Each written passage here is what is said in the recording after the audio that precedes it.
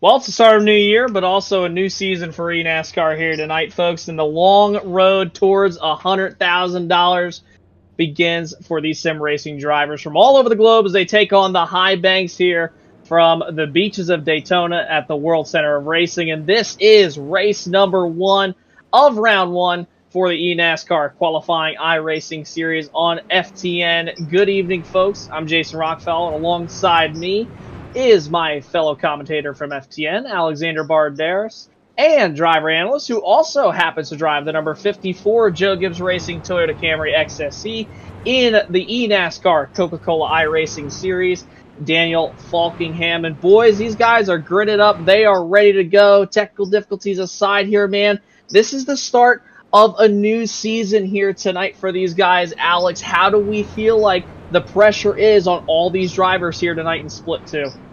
Well, split 2, you can still gain as much of a chance as any of the guys in the higher splits. And man, I'm not here to tell you tonight, it's going to be interesting. New storylines as teams coming up from the ashes, as well as Nexus Esports has about 8 cars in this field as well. So looks to be a good points day for them as well, if they can all get hooked up and teammates as well. Dan, you made it through here. You made it through the ranks, and tell us how you think going into round 1. Yeah, absolutely. I've been through this ladder myself, and being able to be back with you guys again, I greatly appreciate to be back here on FTN. Looking forward to see how this race is going to get underway. We're going to be looking at so many storylines, looking at so many different strategies, because the strategy can go one way or the other here at Daytona. So we'll get all deeper into that once we take the green flag here as they're coming off turn 4 to start the race, Jason. A lot to unpack here as we get ready to go. Yeah, a lot to unpack here for sure. 80 laps here around the 2.5-mile D-shaped oval. 200 miles and the road towards that 100K begins here tonight. Pace car is off and away, and we are getting ready to start here, and the green flag is out, and we are underway here from the Daytona International Speedway. Race number 1, round 1, as they fly down to turn number 1, Alex. Flying down to turn 1 already. These guys getting grouped up and wasting no time at all as they get into 2 complete packs. Little bit of separation going on at about the 8th spot, but these teammates know who they are. They know who they have out on that racetrack. And boy, teammates are something else at Daytona. Teammates are something else, and you need them. And also, your friends are where you find them here at the end of these races, as Justin Bolton and Jack Mace are going to take the early lead heading into turn number 3, with Phil Groner, who qualified on the pole here for this race. He's trying to bring that inside back with him as Justin Bolton. He's going to try to go down and side draft that bottom lane, and he's going to get that push from Jack Mace as they rumble off at turn number 4. It looks like Justin Bolton got a good push there. It looks like he's going to lead lap number 1 of 80. Yeah, lap number 1 underneath, 79 more to go. These guys fighting tooth and nail for every single position. And remember, guys, obviously this is race number 1 of round 1. So many races to go. Then you have the break during the middle of the year for a little bit. Then the start of round 2 will cut some of the drivers off. And then remaining will try to contend for the Contender Series. And then, obviously, the eNASCAR Coca-Cola iRacing Series. And Dan, I wanted to mention that to you, man. The ladder this year a little bit differently. So how would you say the ladder has changed from last year and seasons past compared to this year? Yeah, the ladder has changed a little bit. We had a graphic ready to go to show you all, and unfortunately I don't think we can bring that to you because of the technical difficulties we had. That's why we kind of started so late. But it's the first part of the round. It's as simple as it has in years past. After Charlotte, this is 8 races in this first round of the eNASCAR Qualifying iRacing Series. You place in the top 70 in points. You go through to the next round, to round 2, which will kick off in the second half of the year at Chicagoland. And then from there, it's 7 races through round 2 of the qualifying series, where the top 20 in points will go through to the eNASCAR Contender Series through the winter. And through the winter, it's another 7-race schedule, where this is where it gets a little bit different, where it's not the top 20 this time around, but the top 30 will qualify be eligible for a chance to be part of the eNASCAR Coca-Cola iRacing Series, where it's a little different format going into 2025, which we will get into a little bit later. Yeah, and that should obviously be a really, really interesting storyline, to say the least here, as you see some of these drivers come around the high banks at the Daytona International Speedway. And Alex, obviously, I know you're a fellow sim racing driver just like the rest of us, man. And with Daytona being the kickoff for the eNASCAR Qualifying iRacing Series, what does it mean to some of these drivers out here tonight to come to the high banks here on the beaches of Daytona and start their journey towards the eNASCAR Coca-Cola iRacing Series? Oh, it's something special. Over this past week and a half, I've covered over 1,500 miles of Daytona racing action, and it never gets boring. There's tons of storylines, and there's tons of exciting action going into Daytona, and that is no surprise and no different in this race. Round 1. It's the first round of the first new season entering the new year. You want to hit the race with a bang. You want to enter the season with a good chance to go home and go into round number 2, phase 2. You really want to hit it hard. You really want to hit it strong. Being able to leave Daytona with a good finish and carry that momentum through the season is going to be one of the most important things that these guys have to contend with here tonight. Yeah, for Definitely sure. want to contend with that tonight. As we get back to some of the race in action here, going through off of turn number 4, it's Justin Bolton and Jack Mace have seen themselves up to the front of the field as we see the field continue to be 2 by 2 by 2 by 2. As we complete lap number 5, we're on to lap number 6. Yeah, and you know something too, Dan, and I'm going to bring you back one more time here, another question for you. And the thing is here at Daytona, it's kind of like a game of chess, and you have to be patient, but you obviously have to be aggressive at the same time. When do you take the gloves off in this race, obviously, and decide, hey, maybe I'm going to make a third line, maybe I'm going to duck out of line and jump to this line, because this race, like I mentioned, is like a game of chess. You never know when the moves are going to come. You see them more, towards the end of the race, towards the middle part, you'll see some wrecks. What are we here to expect tonight here with the aggressiveness towards this race's end? Yeah, I feel like it's going to be a lot similar to what we experienced in the Coke Series race on Tuesday night, where early on, it's going to be nice and easy. Everyone's easy, fine with riding in line, riding 2 by 2. Some people might push 3 wide, up the middle, up around the outside to try to get that track position. But what's different from tonight than what we had on Tuesday is these guys are going to be having 2 pit stops tonight instead of the 1 pit stop we had, because the fuel tanks in the trucks are a little bit different from the Next Gen Cup Series race car. So it's going to depend on how you feel. Do you want to get up front, or are you fine with riding in the back knowing you have 2 pit stops to maybe work on your truck if you need to make any adjustments? And plus, you got those fuel stops that you're going to have to make, because you are going to need to make 2 pit stops to get to the end of the race on fuel. So it just solely depends on how aggressive you want to be. But right now, these guys know they got plenty of time because they got plenty of opportunities to get to the front. Yeah, for sure. No doubt about it here as you see the field continuing to be double wide, continuing as they fly down into turn number 1. You're looking at the 07 and also the 14 machine back down to 1 and 2, controlling both lines, trying to figure out who's going to get the upper edge as they work off turn number 2. The 07 looks like he's going to get shot out of the cannon with a push from the 11 off turn number 2. They hit the Daytona super stretch back to turn number 3. Early going so far here, Alex, and a lot of pushing and shoving. A lot of pushing and shoving indeed. And in the 1,500 miles of Daytona that I've covered over the past about a week and a half, we saw something special in the British-born driver of Jack M. Mace take the win in the FTF 500. First British-born driver to win in that league and to take home the biggest prize of that season at just 16 years old and 9 months of age. These guys are some of the youngest drivers we've seen here come and try and make it to the top step of eNASCAR. Yeah, it's, when you say that age, Jack Mace only being 16 years old, that kind of makes me feel a little bit old, but even though with me being 22 years of age, I feel like I'm still one of the young ones on the service.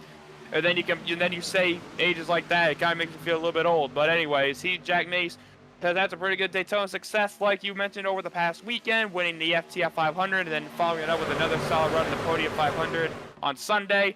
Daytona's been treating him well, and can it treat him well again? As right now he is controlling this field as Justin Bolton. He's getting a shove around the outside. Right now, these two controlling the field, and right now it's all clean and green as we complete lap number 9, and we are on the start of lap number 10. Yeah, it's amazing what Jack Mace has been able to do here at Daytona within the past week, being able to continue to be up at the front of this field right now. You see the number 11 back to push him off turn number 2, back down the Daytona super stretch. Everybody continuing to be double wide here as they hit lap 10, coming to lap 11 this time by. There will be 70 laps to go. And Dan, going to bring you back in again here, man. And you think about a 2-stop strategy race you mentioned. When do we expect to see these guys come down pit road? Because we just saw it in the Daytona dual races. They tried to come onto pit road just a handful of minutes ago, created a last, kind of like scenario caution, like within the last 7 to 10 laps. I mean, that is a big deal when you come to these super speedways with guys trying to come down pit road and then all chaos breaks loose. Yeah, the strategy can go either way. And from what I learned from last season, watching the Road to Pro races, and even when I competed back in 2022, it could go either way. Some guys might try to run this race in reverse, where as long as you had a good group of trucks all together and that is able to push, you will not get lapped. So some guys might try to run the race backwards, where they can pit at the earliest possible pit window, where they can make it to the end of the race from their final pit stop. So say the trucks have about maybe 30, 35 laps they can run on a tank of fuel. They want to try to pit at that point for their final pit stop. So these guys might try to run the race backwards, where as soon as they know they're within the first pit window, they might come down, which could be right around like lap 15 to lap 20 is what I'm predicting. So, and here, I want you to see these guys lined up on the bottom. The 4th, the 5th, the 6th, and the 7th place trucks on the inside lane. Those are all Nexus Esports trucks. They're all together. They're all in a line, so there might be a plan they might be cooking up as we get near the pit stops, because they're all together. They're going to try to stay together. So I keep an eye on those guys. They might have a strategy in mind that they're probably working on, which we could see. But like I said, strategy can go either way. You can pit as early as possible, or you can try to run long. Yeah, and you see right now they're going 3 wide for a moment down the Daytona Super Stretch, back to 3, back to the Tri-Oval. Look at the massive run here up on the outside lane. They're going to get to the race lead. They were nearly 4 wide for a moment heading there into the corner. Now you see the 21 of Patrick. He's going to jump down to the bottom of the racetrack, jump right in front of Jack Mace, leave that 14 machine up at the top of the racetrack. Only 3 trucks on the top side while the bottom tries to work past them as they head back to 3.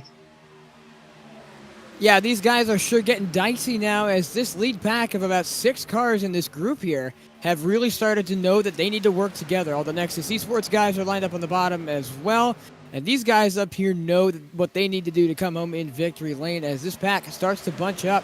Nexus is only the team that really has... Oh, Jack Mace gets turned into the grass! He's going to save it. He's going to go across the grass, and the caution's out already. We got a big wreck coming out of the Tri-Oval. 4, 5, 6, 7 trucks involved, and a whole back half the field is trying to slow down as well. That all started when Jack Mace, I believe, got turned out of line. He was able to hang on to it, but unfortunately the rest of the field had to take evasive action.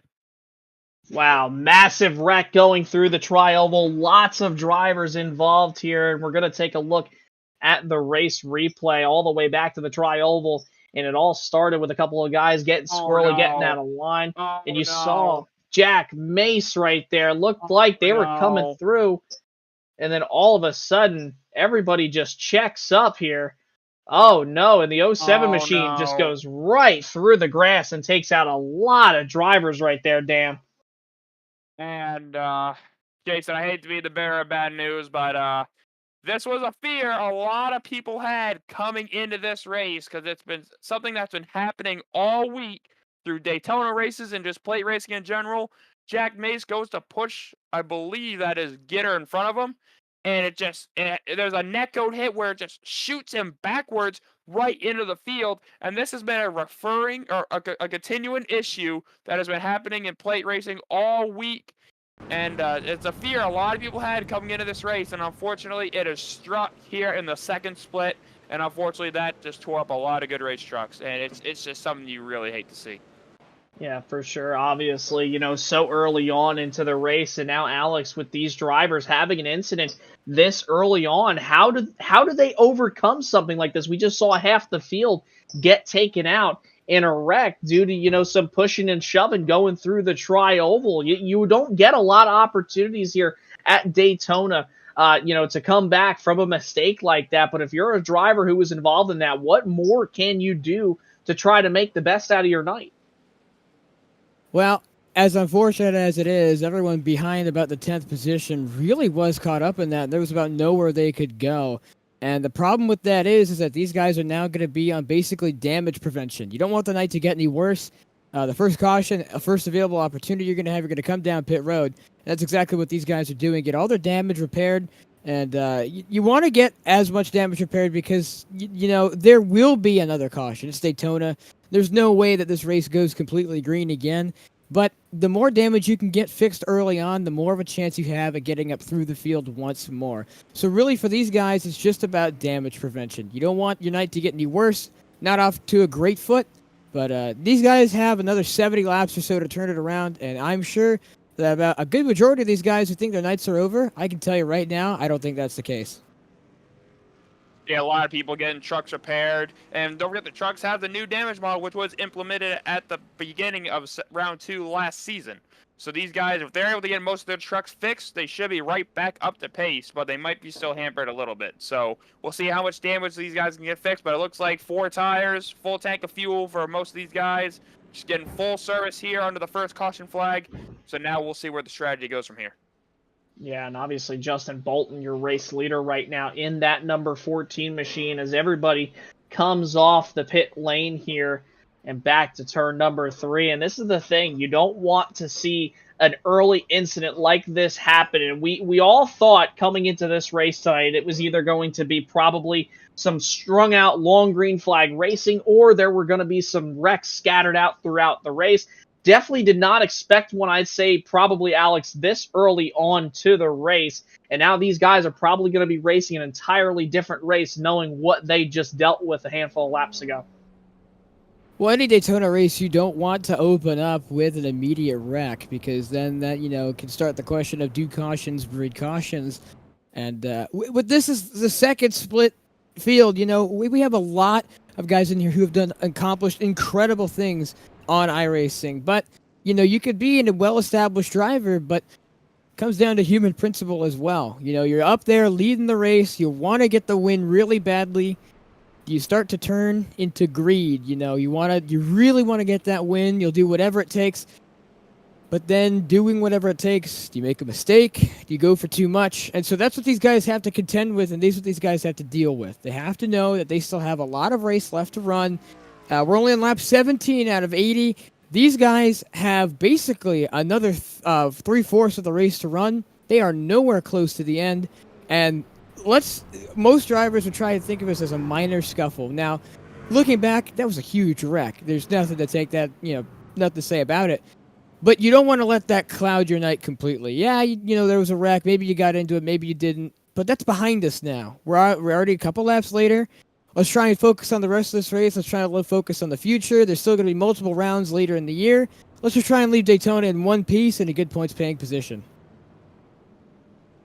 That will be important for these guys, because even with these guys being this high of a split, even though they may have a bad night, if they can still get a semi-decent finish out of it, they are still going to get a lot of points compared to them maybe being in a third split, a fourth split, even a fifth split. So with being this high of a split, there's a lot of points on offer on the table. So it's very important that you try to finish as good as possible.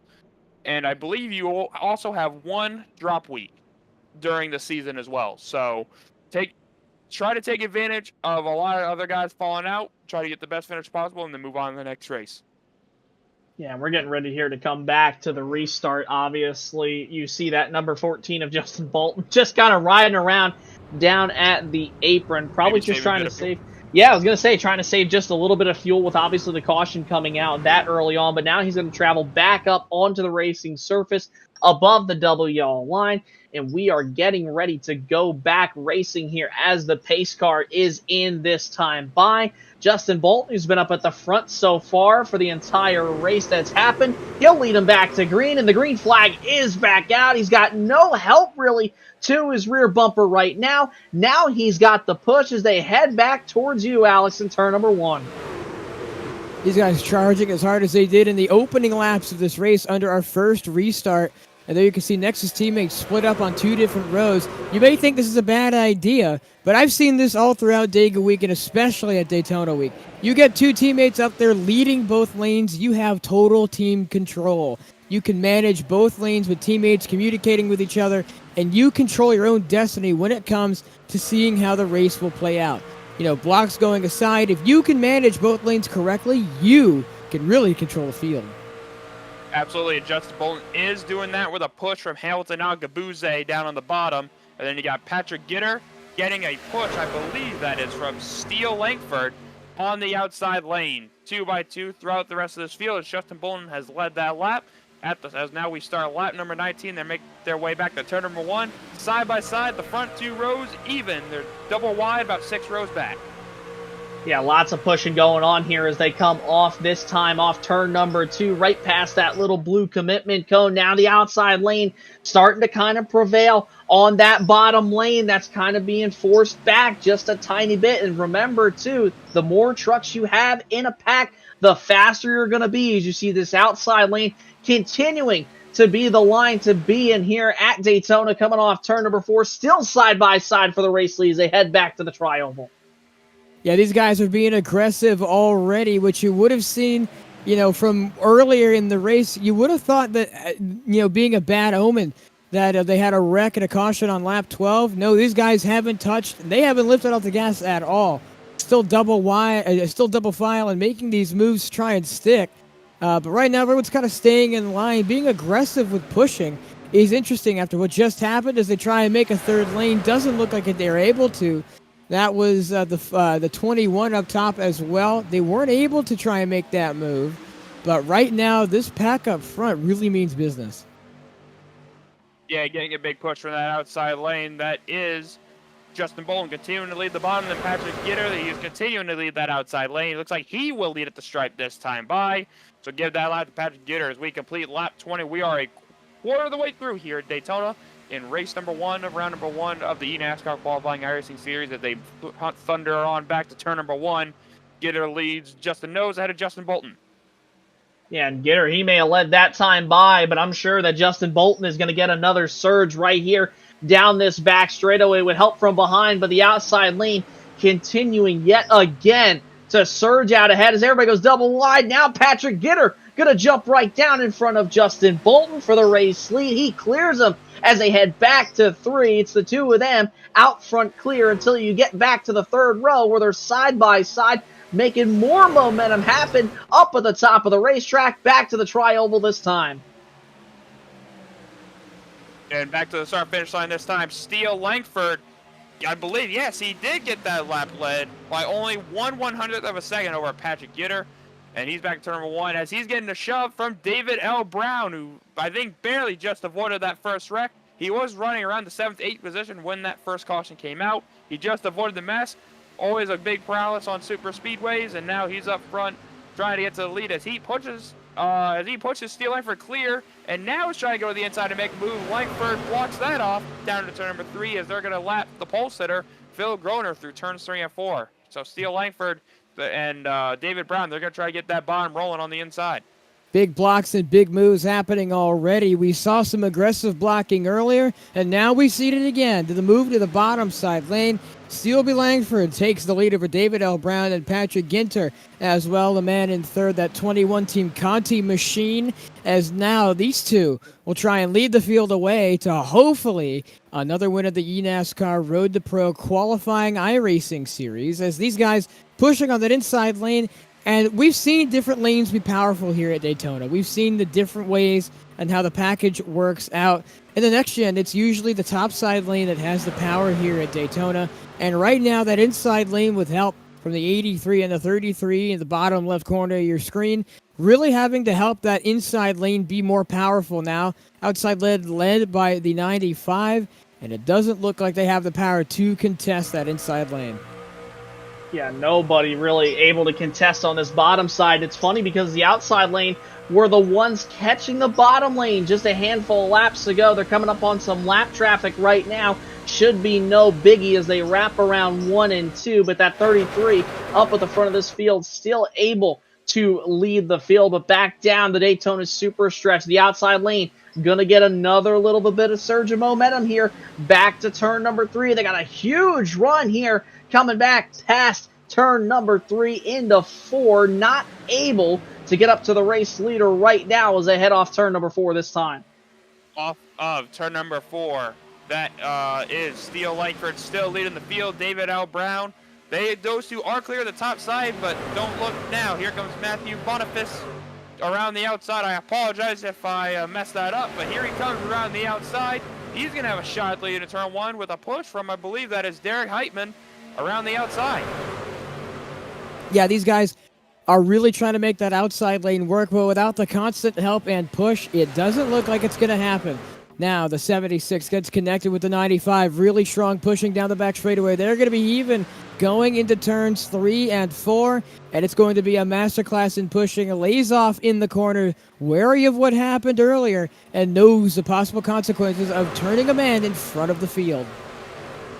Yeah, and that's obviously a huge deal. You don't want to be the driver who turns somebody in front of this field. We already saw one massive wreck here tonight, and the possibilities of having more are endless here when you come to the World Center of Racing at Daytona. But back to 1 and 2 now. You see the field back side by side as they come off turn number 2. The outside lane probably going to get this momentum coming off the corner here, as you see Langford still able to hold the lead right now, but the outside lane coming back right now with some more momentum yet again.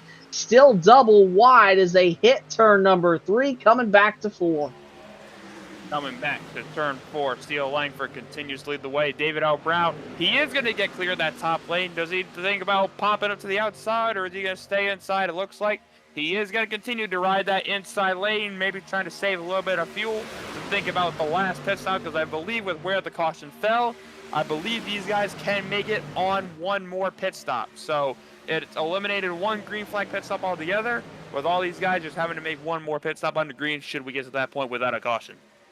I just want to take a minute to talk about the mix of teams we have up here. You know, Daniel Nanny in that 7th position in the Ryko Performance Machine, as well as Justin Bolton there in the 14. And then we've got a mix of Team Conti, Nexus, PRS as well. So we've got a mix of different setup shops and backing here. It's good to see a mix of teams up here as well, not just one team dominating it all. A little bit of parity is what everything needs, and right now we've got a lot of that after that caution disturbed a lot of every team's plan, and now everything has been tossed up in a mix. Yeah, everything definitely tossed up in a mix, but everybody's still remaining side by side. Whoa, big block in the back right there. Saw one driver tried to make it 3 wide, and then he was blocked very, very quickly heading into turn number 1. Nearly caused a wreck. Little bit of a crossover right there. Believed it had to do with Johnny Avila and Jacob Patek right there, possibly towards the back half of this field. But, man, that could have been a big, big moment for a second right there, Dan, heading into 1. Yeah, that was Matt Danson trying to make a move going into turn number 3. Or, sorry, turn number 1, excuse me. Now they're going into turn number 3. Trying to pop 3 wide. I believe that was on Jake Potak going into turn number 1. They blocked that off, but Matt Danson was able to get through, and he looked to try to go 3 wide down the back straightaway. Doesn't have quite enough of a run, but he does have Jack Mace behind him, and Jack Mace has shown the speed. He's been really fast, and he still continued to be really, really fast, and still has speed, even after suffering that damage after that netcode bump draft a couple laps ago. As Matt Danson, he's going to look to the top. He's going to go top of 3 wide in turn 1. He wants to go to the front. Yeah, just unable to try and connect as they try again in the back, and I'm not sure how well this plan is going to work out. 3 wide does work at Daytona, but with the help needed, and right now they only got about 3 trucks up there, almost make it 4, but 3 trucks up there isn't enough to tackle the behemoth of the middle and that inside lane, which has helped consistently throughout the thick of the field. Jack Mays still trying to work up there, make that 3rd lane happen, recovering after that incident there on lap 12, but now he will go ahead and start to drop back. Yeah, and that's the thing, too. You know, obviously, and Dan, when you come here to these super speedways like Daytona and Talladega, and obviously the new Atlanta, the last place you want to be is the middle, because you have nowhere to go, kind of like what you see right now. Some lap traffic in the way could cause some big issues. Thankfully, it doesn't, though, but that could have been big, and you really do not want to be in the middle here because you have nowhere to go, and you are right in the center of it all when all heck breaks loose here at Daytona. Absolutely. All heck can break loose at Daytona in a split second as Matt Danson, he's continuing to try that 3rd lane, continuing to try to make it work. And right now, he doesn't got a lot of friends up there, but they might start to try to get working together as they go back to turn number 1. And let's see what they can do. Oh, he gets very close to the outside wall right there. As they're going around more lap traffic, this time there's 2 lap trucks down on the bottom lane. We're going to be 4 wide. Watch out, guys. They're going to make a tight squeeze here. They go to the apron. Well, they try to go to the apron somewhat, but it's starting to get a little hectic up here. 4 wide down the apron, down the back stretch, almost ends in catastrophic failure. But they make it work. They didn't go down all the way on the apron, but these guys were able to squeeze their way through while racing for 3 wide and trying to jumpstart that outside most lane, and it has still really hasn't taken off. They've gone up a few spots, managed to climb their way up a little bit through the field, but I'm really impressed how they still have the drive to make that 3rd lane work, even especially what we've seen here in the beginning of this race with people being really aggressive to 30 into the wall as well, and he'll wiggle down the track. Now he collects himself, and now that third lane's going to fall back even harder. Yeah, third lane definitely falling back a little bit, back to 2 wide as they hit the back straightaway this time. Now into turn number 3. That 33, though, still holding a pretty wheel out front right now. Outside lane, though, starting to try to get back there right now. This bottom lane, though, so strong. You can pick your poison. Both lanes have been strong here tonight, Dan, but this outside lane off these corners, that's the thing. You come to these super speedways, boy, oh boy, if you have the right help behind you, have the right pusher, the right group leader off these corners, man, you could really fly to the front here. Yeah, for sure. Like you said, like in the trucks, I want to talk about this a little bit because the next gen, the draft package of the next gen can be fun. But it's a little different from compared to what we see here in the trucks. With the next gen, it seems like what makes each package different is how huge the side draft is on the right rear. Where in the next gen, it's a little more sensitive compared. It's a little more sensitive in the next gen compared to the truck. Where in the truck you get a little bit more of just a gridlock where it's really hard to go anywhere, and you just need a lot of people and a lot of help to really go anywhere. So yeah, just seeing the two differences in between each package is really interesting to see. And right now we're seeing a lot of 2x2. Not a lot of 3 wide action right now, but we'll probably see a lot more of that as we get down to the end of this race. The mix and the differences of the plate packages across the iRacing field is one to behold because the truck package is nothing like the Xfinity or the Cup package, as you mentioned, Dan. You know, the Cup racing we saw in the the iRacing Coca-Cola NASCAR Series that just went live. That was a good race. I saw and watched all of it. You know, happy that you got there in the top 10 as well. Great finish from you as well. And the racing we saw is completely different than the racing we're seeing right now. And you also have to wonder if that caution originally came as more of an omen for these guys to kind of watch out as we're going to come across the line to start lap 35 out of 80, coming close to that halfway mark. When do you think these guys are going to think about coming down pit road for their first and hopefully final pit stop? That is to be determined because we got a couple of laps left until halfway, like you mentioned. But it's going to depend if they're going to. These guys, like I said, they might be able to make it on one more pit stop. They're going to try to stretch it to see when they can get to that final pit stop and when they have enough fuel to try to maybe come as early as possible. Because once you get that pit stop out of the way, you don't need to come back to pit road the rest of the race, and that might be a good way to sneak away some track position. But let's get away from the strategy a little bit. Something I wanted to bring up, and I believe Alex, you can talk about this a little bit more. But have you noticed some of the Nexus trucks that are in this field, like a David Brown, like a Jake Potag, and just a few other Nexus trucks? You might notice the font looks a little different, and it might look the same on a lot of these trucks. That might look similar to some Front Row Motorsports cars, because it was announced earlier this week that Nexus and Front Row Motorsports have announced a partnership, and I believe, Alex, you can talk a little bit more about that.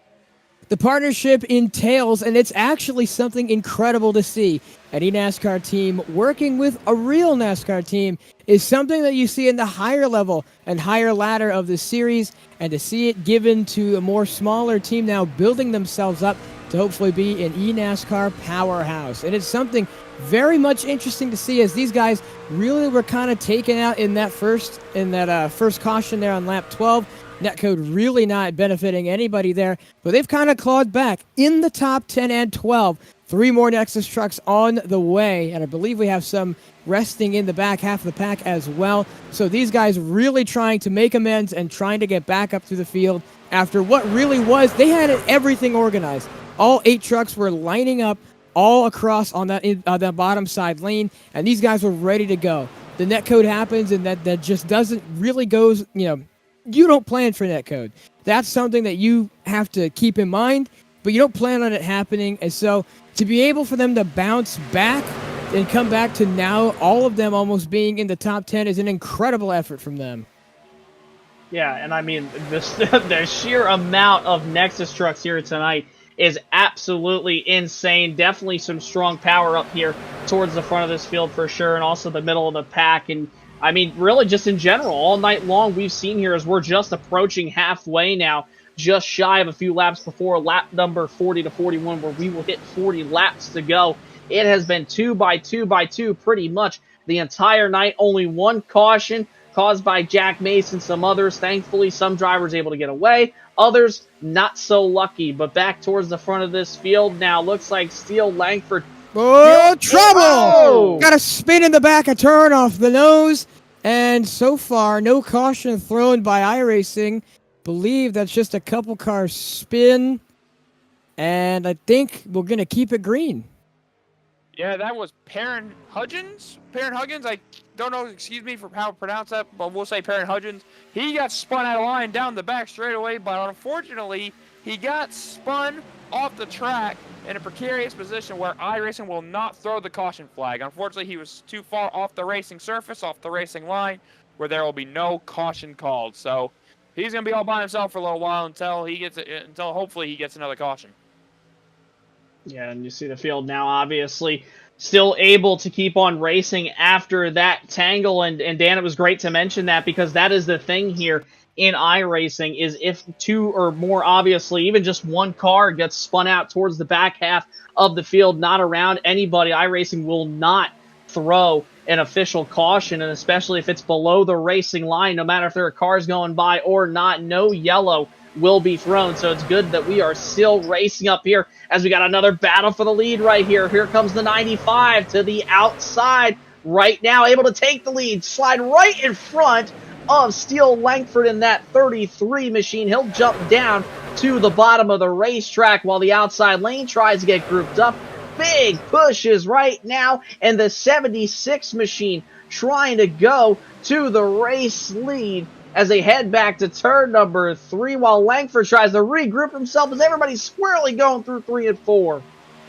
They're getting a little squirrely. They're getting a little squirrely to 3 and 4. That's Derek Heitman trying to go to the lead on the outside and trying to get a push. He had the lead, but unfortunately didn't get the shove enough where the inside lane was able to force roll back on the inside.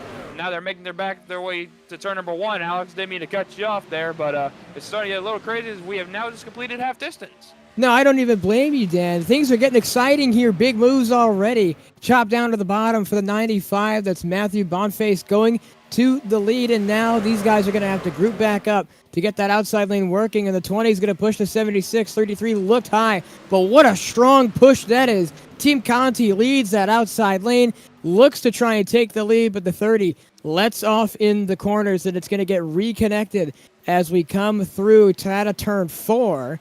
And he's going to try and take the lead away again. Was clear earlier, decided not to drop down.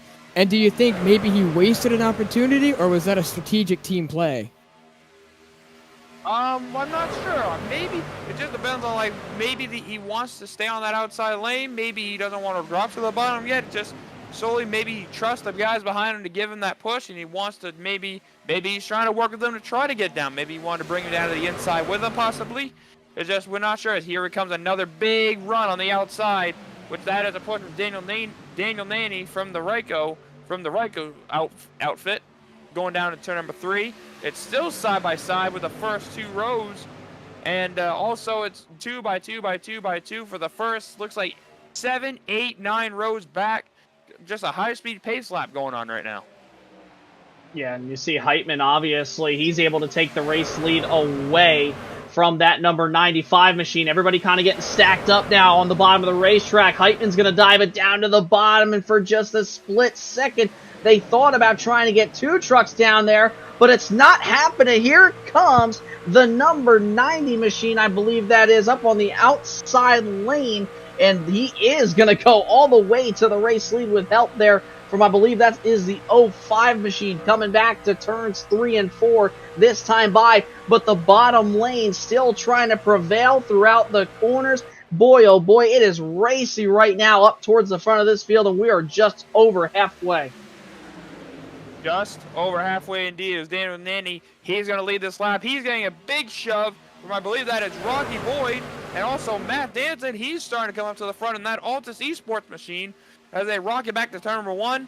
And it looks like the 76, he's going to get back clear. That is Derek Heitman getting back the lead, going through turns number 1 and 2. Will he maybe pull up, block the outside lane? No, he isn't. He's going to stay on the bottom. He feels safe on the bottom right now. Right now, just trying to click some laps off, trying to get to that final pit stop. Well, it's Team Conti and Heitman leading over Ryko, but now he comes up to the outside lane. A little bit of help faltering there from the 16, and he tried to make something work. That's Rocky Boyd there in the 16 truck. He wanted to make the move, and he wanted to get the 30, clear that inside lane. Doesn't look like that's going to happen as well.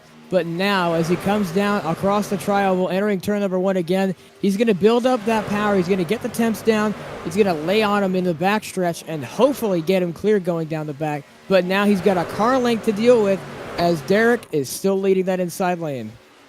Yeah, that inside lane has been really strong here tonight, but obviously you could also make an argument for the outside lane here. And here's the thing, Dan, now that I'm starting to think, we are just over halfway. These guys pitted just around the lap 10 mark. When do you expect to see some of these guys vary with strategies, start to come down pit road? Do you think we're going to see anybody try to stretch it out possibly? There's so many possibilities when you come to a track like Daytona. When do you expect to see these next round of pit stops coming up? Well, right now, your guess is as good as mine. They're about 25, 30 laps into this stint on gas. And now that's all someone else to think about. Will they take tires? We'll have to wait and see, because they're probably going to have to most likely take a full tank of fuel, or unless these guys have been saving, riding in line, maybe trying to save some fuel so they can take a less amount of fuel for the final pit stop to make their pit stop a little quicker. That is just stuff we're going to have to see as this race gets ready to unfold in the closing stage. But right now, we still have a lot of racing left. We just crossed over halfway. Right now, these guys have 35 laps to go, and it's coming down to 34 to go. Still a lot of racing left, but this race is going by really quickly. Yeah, I mean, the laps are winding down just over halfway, lap 46 coming to 47, and these guys kind of have more or less relaxed on the aggressiveness, but it hasn't changed the fact of how these guys race. They try and get one person from the outside, go back down to the bottom, and refresh, rinse, and repeat. These guys want the lead so badly, but they also have to realize now that with the ever-growing threat of pit stops, and even then green flag pit stops, you got to wonder, when should I start to relax, and when should I start thinking, maybe it's time I go with my teammates and work my way down pit road? Yeah, and that's something we're obviously going to have to focus on. You're starting to see some drivers get single file. The outside lane has kind of fizzled out. You have 4 trucks up on the top side. Then you get towards the back half of it. You see some really squirrely driving right here on the bottom side of the racetrack. It almost created a stack up. Now we have another truck. One of the Nexus machines jumps up to the top side. That makes it 5 trucks. In the outside lane, even though they have less trucks than the bottom here, Dan, they're making it work here up at the top of the racetrack coming off too. Making it work indeed, as Daniel Nanny may have got bumped out of line coming off turn number 4. Not sure what happened there, but here comes Rocky Boyd. He's heading out to the race lead along with Matt Danson. He's trying to get clear. He won't, but Rocky Boyd, he'll take advantage, get down to the bottom. He is clear. He will take the lead. Rocky Boyd, big moves to take the lead here in the Road to Pro season opener. The eNASCAR iRacing qualifying series and green flag pit stops are just on the horizon. Now the Nexus guys working together as well as Matt Danson goes to the lead with Johnny Avila in tow as well. That second lane now wants to get something to start working again just as it had, but 2 trucks really isn't going to beat 4, even if those 4 aren't really connected, unless David Brown can really pull something out here. Yeah, and obviously, everybody just trying to push each other up towards the front of this field. And, I mean, that's the thing here at Daytona. You want to make sure you're up at the front of this field. Most drivers try to stay towards the back. Some want to stay up towards the front. And, Dan, really, if you think about it, the way that super speedway racing has evolved over the years is, here we go. We're starting to have drivers come to pit road. About 5, 6 trucks coming down to pit road this time by. And it looks like, I believe, possibly a few of other guys there coming down pit road. Yeah, about 12, 13 trucks, all led by Daniel Nanny. This is probably the lap they can make we got a wreck. We got a wreck. Wreck in turn number 1. We got action going down to turn number 1 as there's pit stops going on. That's Eduardo Oliveira in the grass in the middle of turns 1 and 2. If that caution would have come out, those guys in the pits would have been sitting pretty because they would have came out with the race lead. But unfortunately, they're all having normal service as they're all leaving pit road right now. A scramble of 12 to 13 trucks leaving pit road. And now as the lead pack comes around, Rocky Boyd and Max Brady, we got more. We got the next round of pit stops coming in. As someone gets hit out of line, they hang on to it. I believe that was River Hayes got bumped out of line. I don't know if he was trying to pit or whatnot. but he got bumped out of line. He hangs on to it, no caution, as the second pack comes in. Like I said, Max Brady, Rocky Boy, Jack Mace's in there, Steele Langford's in there, a whole nother group of drivers coming in. As Matt Danton, he is the race leader. He just called out he's coming to pit road this time, Jason. Yeah, lots of guys obviously coming down. You're still going to see more and more coming in. Obviously, this time by, you have Matt Danson still leading with David Brown, Johnny Avila, and then you have Michael Mitchum there. All those guys, I assume they're going to be making their pit stops here, and yes, they are. They're coming down this time by here towards you, Alex, as they hit the pit road line. Want to make sure you're not speeding. Looks like everybody's safe this time coming to pit road. It's been a really tight battle between these guys, and we've seen a mix of different teammates coming down pit road at separate times. A mix in pit strategy has been insane. The first round of pit stops we had, a couple of Conti guys came down, one Nexus guy, a couple of PRS set guys, and the Ryko guy led by Daniel Nanny as well. So not a lot of teammates, but maybe it's not the team on your car, it's the people that you've worked with throughout the race. And that's something that people really have to understand, that, you know, you don't want to see another setup shop or another eNASCAR team succeed, but if it leads to your success, then maybe that might be the move. Two Nexus guys come here on this stop, 83 of David Brown and the 99 of Hamlin. They're going to come down pit road as well. Michael Mitchum there, and the 38 for EPI. Then it's VRS and Altus Esports as well. Everyone, I don't see any penalties. I think everyone had a nice, clean pit stop. And now here comes the group out of the pits. They're going to try to merge. They can't merge quick enough. They'll just merge in line, as it looks like, I believe, that is Derek Heitman. That is going to be leading the race. It's a 4-truck breakaway right now. And also there's Kyle Myers trying to catch up in 5th place there.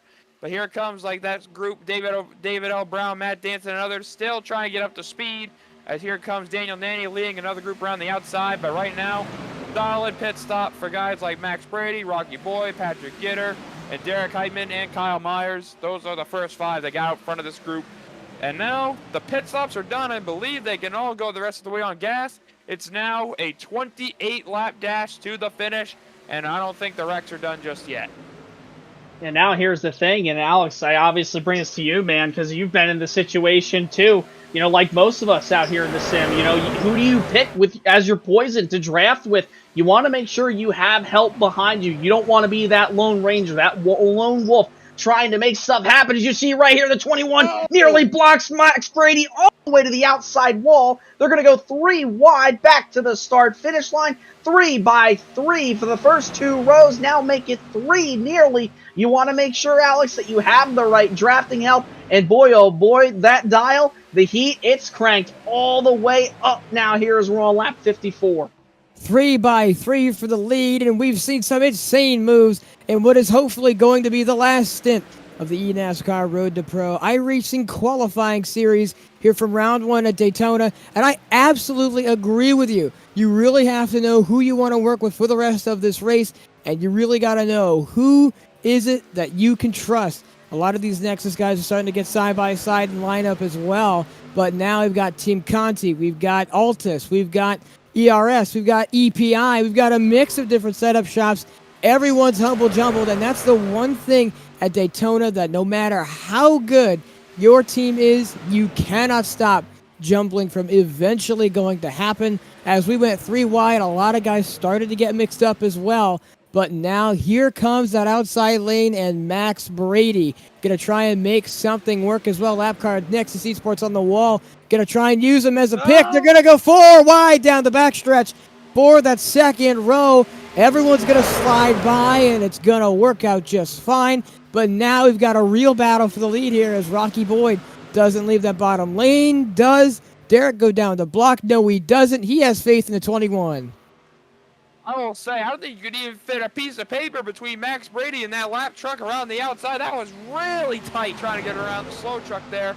But I was about to say before that all happened, Max Brady looked like he was out to lunch on that outside. It was just him and Kyle Myers on that 3rd lane. Kind of got jumbled there off of turn number 4 after that bad block.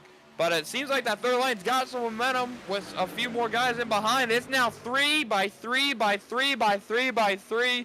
And like you mentioned, Jason, the dial has been turned up. Like, it's getting crazy up here. Max Brady, he's clear down the middle. He's now not quite. They're back to 3 wide. This race is getting good. Oh, we got a little bump from Rocky Boy trying to push Derek Heitman out front. Got him all sorts of loose. Kills the bottom lane's momentum a little bit. But they all get the shit back riding. And now it's 3 by 3 by 3 throughout this field.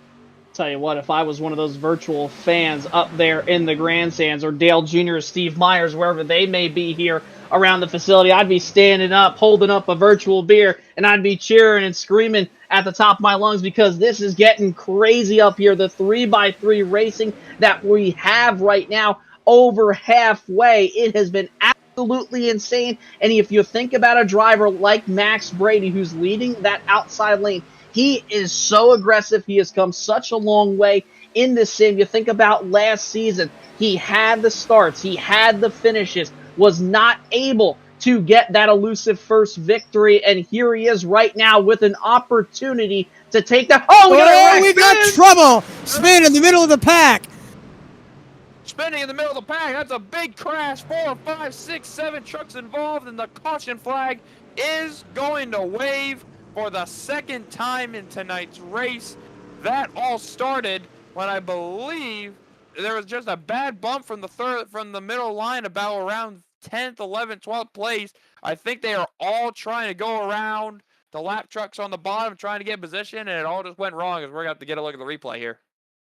Yeah, that was a really tough deal right there, going through the tri-oval, obviously, and it all started with a couple trucks pushing, shoving, and we saw that, guys, coming through the tri-oval, even these last few laps when they were going 3 and 4 wide, everybody's squirrely pushing the heck out of one another, and you had to think there, Alex, coming off of one of these corners, especially going into the tri-oval, just like Talladega, this is the fastest part of the racetrack, and you could easily lose grip going through that tri-oval. A lot of people might not think that because it's at a lower degree banking. You're also, still kind of somewhat going straight with a little bit of a turn. It's not like you are the banking in 3 and 4 or 1 and 2. You had to think something had to happen going through there.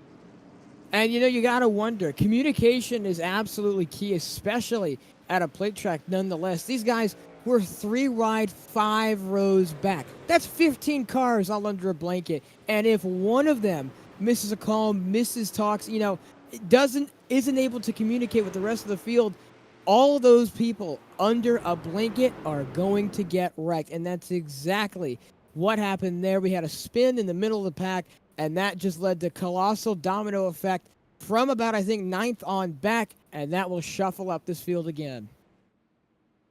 That has shuffled the field one more time.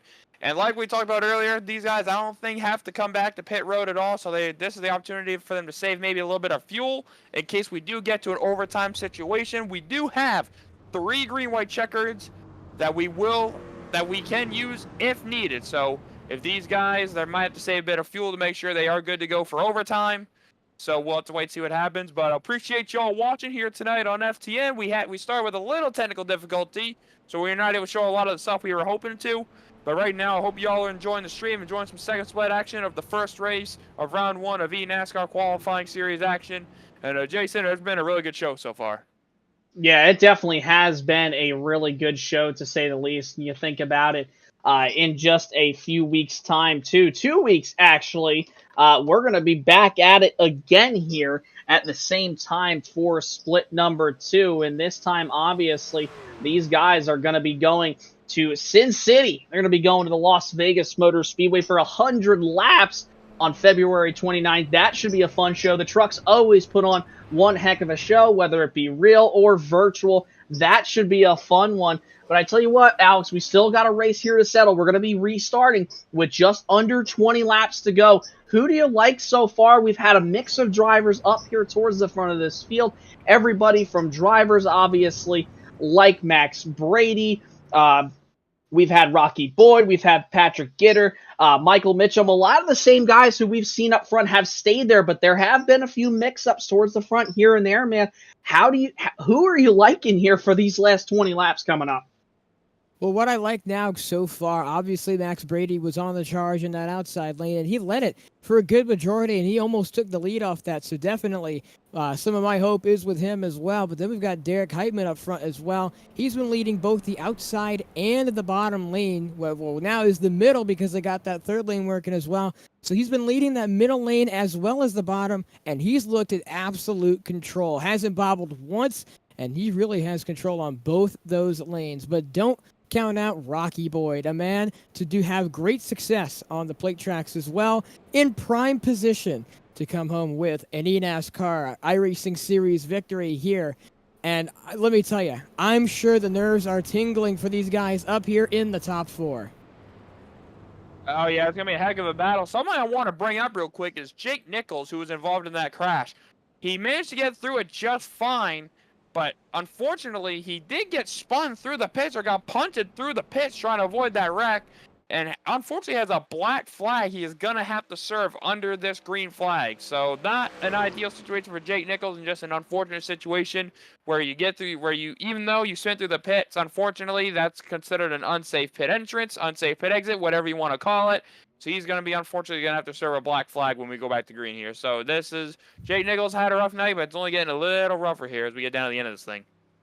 Yeah, and it's definitely getting rough, obviously. And man, if I had to probably pick a driver, I would probably I think that Rocky Boyd has what it takes. He's really been aggressive up there towards the front of this field for a majority of the night. We've seen him come, from 27th all the way to where he is right now, residing in that second spot next to Derek Heitman.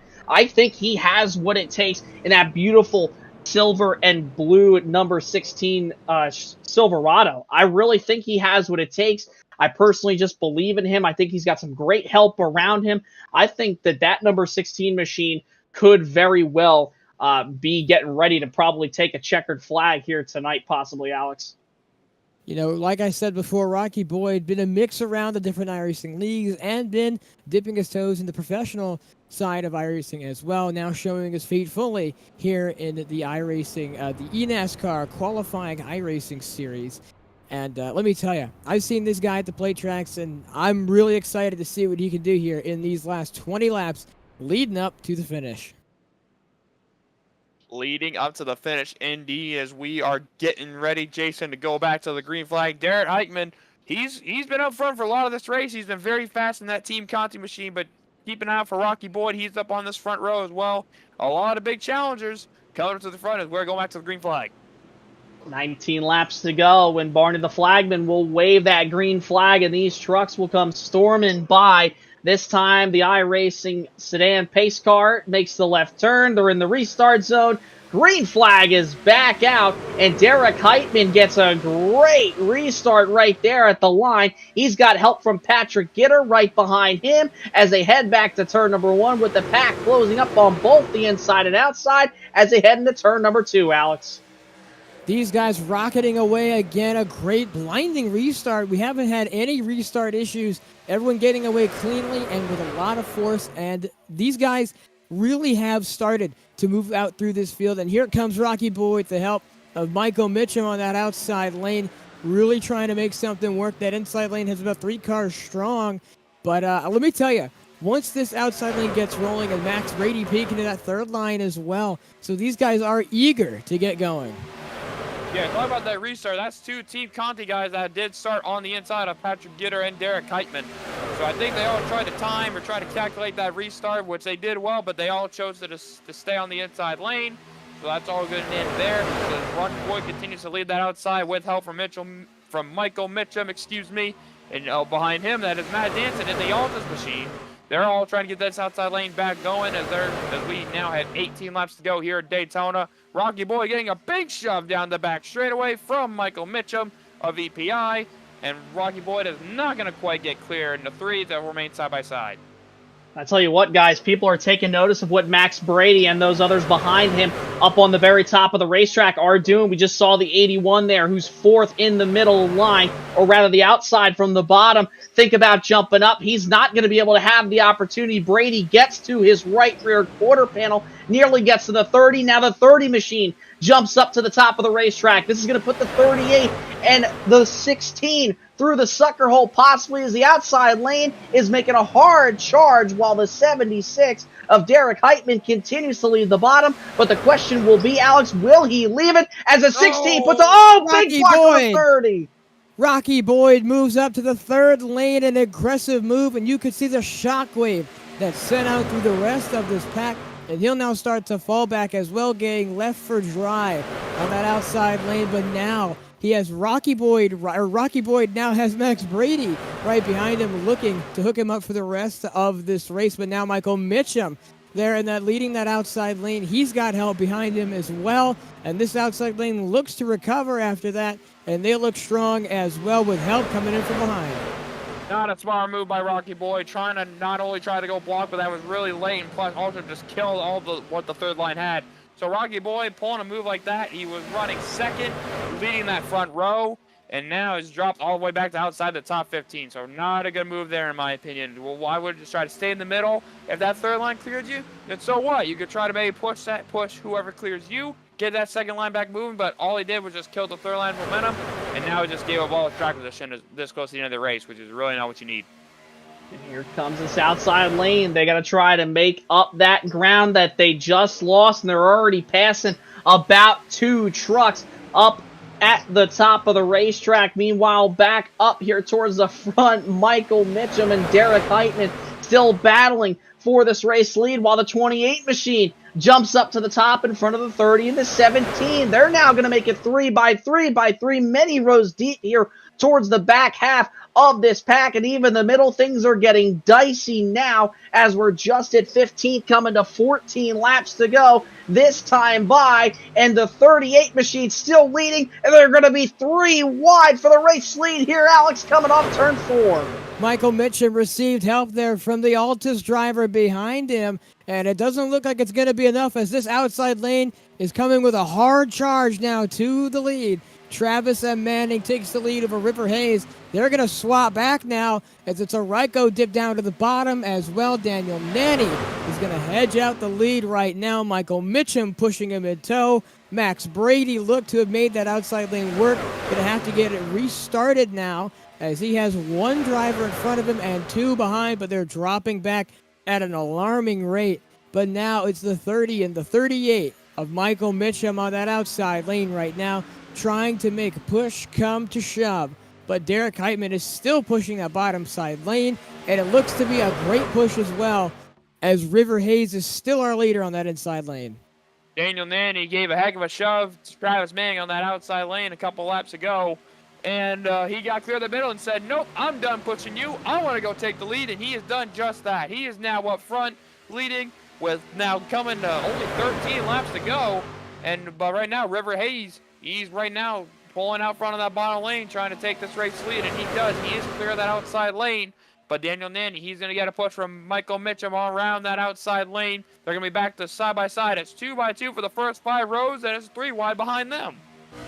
Yeah, and you see everybody really going double wide besides the 2 up at the top of the racetrack, that being the number 28 and then the 17 of Max Brady. They look like they could very well fall back, but they're making some good ground, being only 2 trucks up at the top of this field. Max Brady being very aggressive with the pushes. They're not really falling back that much. Here we go. Lap on the board now. 69 out of 80. Back to turn number 1. The 81 River Hayes still leading now over that 30 machine, being Daniel Nanny as they head back now to turn number 2. Still about the same, double wide here as they hit the Daytona Super Stretch, while the outside gets a little bit squirrely off the corner and put Daniel Nanny back to the race lead into 3. Really has that Daniel Nanny. He has hope and he has faith and trust in that number 38 of Michael Mitchum. That race EPI truck really trying to make something work now as a shot to the back end of River Hayes goes the way of that outside lane, and now 3 wide working again. It's the 28, Max Brady and Rocky Boyd on that outside lane as well. They're going to split it 3 wide as now Daniel Nanny and Ryko Performance takes the lead, but it's not going to last for long as here comes the inside and outside lane as well. Coming around that outside lane, they're trying to get this third lane wound up again. That is Travis Manning with a push from Max Brady. And also, again, he's getting a push from Rocky Boyd. Third line's looking pretty good, but no one else is trying to go up there. But here comes Travis Manning. He's going to get clear to that middle, and he's going to take the middle line. And now Max Brady, he will now lead the outside lane. He'll make the charge around. But right now, Travis Manning right back to where he started with Daniel Nanny right behind him pushing. Travis Manning, his best help right now is the driver behind him in the number 30 machine of Nanny, trying to give him that push that's good enough to send him back to the race lead. Now, 10 laps to go here back into turn number 1. Manning still outside of the 76 of Heitman. The 81 right there. That machine trying to hold the bottom lane while everybody storms up to the outside. Thought about jumping up to the top with Hogan, and also the 17 machine of Max Brady back down the back straightaway, or rather Rocky Boyd, that is, back to turn number 3. The 28 leads, trying to figure out who to block as they go back to 4. These mixture and the bunch up front really has been something to keep an eye on, and this duo on that outside lane of Max Brady and Rocky Boyd really have been in tandem and in custom duo. They have been inseparable, and now they're going to try and push each other to make that outside lane work as best as possible. It's Daniel Nanny over Travis Manning, and then it's River Hayes as well in the number 81 machine as the duo of the 16 and the 17 now start to drop back as well. They're going to drop back into help, so when they get 4 trucks on that top side lane, they're going to try and make it something work and to see if they can get back to the lead again. But right now, it's a dog-fought battle for the lead over Travis Manning and Daniel Nanny, and then they have help behind of River Hayes and Michael Mitchum. That outside lane, that third lane, drawn back a little, but now they're trying to get wound back up on that third lane as Max Brady, Rocky Boyd, trying to lead that outside lane. They're going to maybe need a little bit of help if they're going to go anywhere. But right now, Max Brady trying to bring that third line back around as Daniel Nanny has the lead. And guys, as you see, we're running out of time. It's only 8 laps to go as they're storming back into the corner. As Max Brady, he's trying to round that up, that third line in the Carlos Pizza machine. Trying to bring that back around as they fire down the back chute as Travis Manning, now he's got to run from Michael Mitchum down the outside, down the middle lane.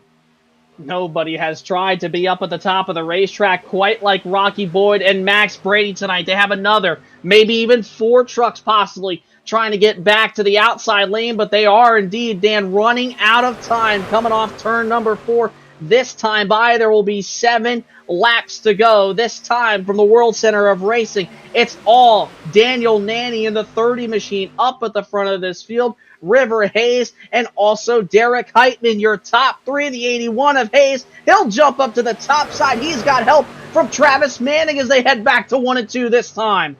81 River Hayes makes some big plays, and he goes up to the top side lane. He wants to make it work, and he wants to take the lead as these guys are still 3 wide, almost went 4 wide there for a second.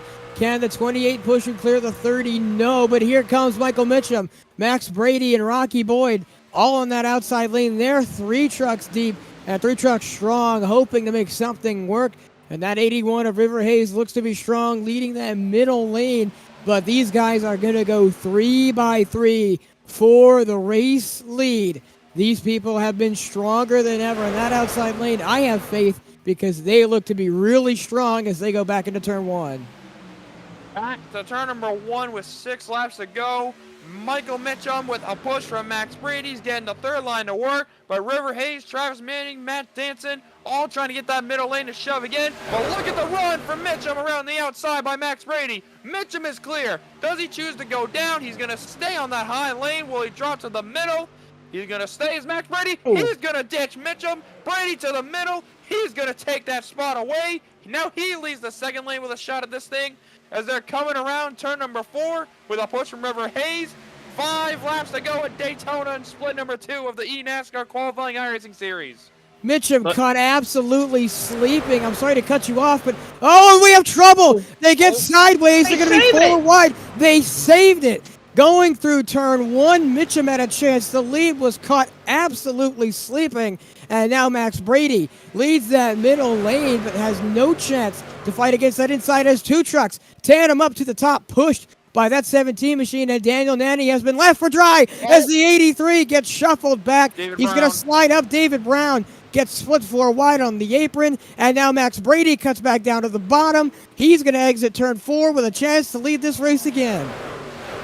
And They this are is getting Whoa! Man, we're trying to figure out who's speaking right here. Oh, they're still wrecking in the back. We got one in the grass in the back. That's Phil Groner in the grass. Max Brady is taking the lead out of all of it with 4 laps to go, Jason. and it is getting intense, and boy, oh boy, it has been hold your breath for about the last 20 laps. There is only 4 laps to go here at Daytona, and Max Brady, who has been fighting hard all night long, he's come from the back to the front, from the back to the front, trying to hold them all at bay, throwing some blocks down the back straight away into turn number 3. They're 3 wide back there for third. Him and Derek Heitman back there up on the outside lane on the top of Rocky Boyd, coming back to 3 laps to go this time, Alex. While Max Brady, he throws a block. He's able to save it, Alex. There they go! Coming out of turn 4, going through the tri-oval, another spin, and there's the caution. It's going to come out, coming to 3 laps to go.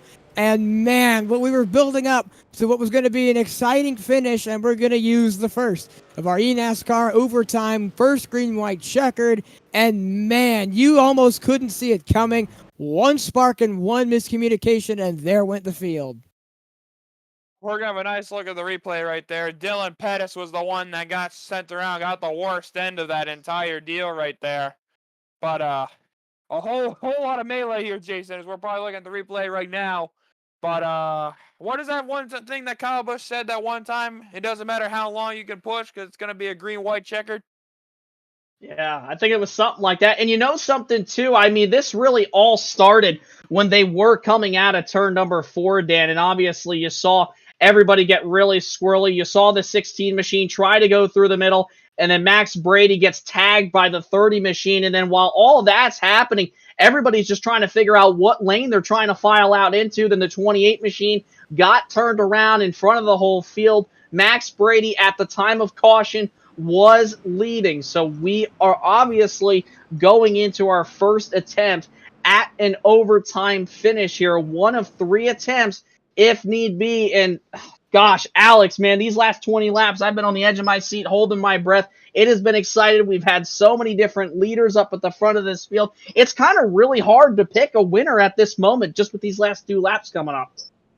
I mean, you could see it as well as I could. These guys have been thrown around in the mix, and there really is no strong, really holded leader, as every time someone gets out to a lead, by the next lap, it's a completely different bunch of top 3. I really have no confirmed and no real guess, but if I had to be one to say something, Max Brady looks to maybe end his drought of wins and hopefully come home with his first W here tonight. I have a lot of faith in him as he was pulling some aggressive moves, but it was all in the effort of keeping the lead. I don't know if you could sense that the caution was about to come out, but he took the lead and kept it at the absolute perfect time. Well, like I said, it's going to be hard to choose a winner here because everyone, like you said, it's Daytona. Really, anybody can win at Daytona.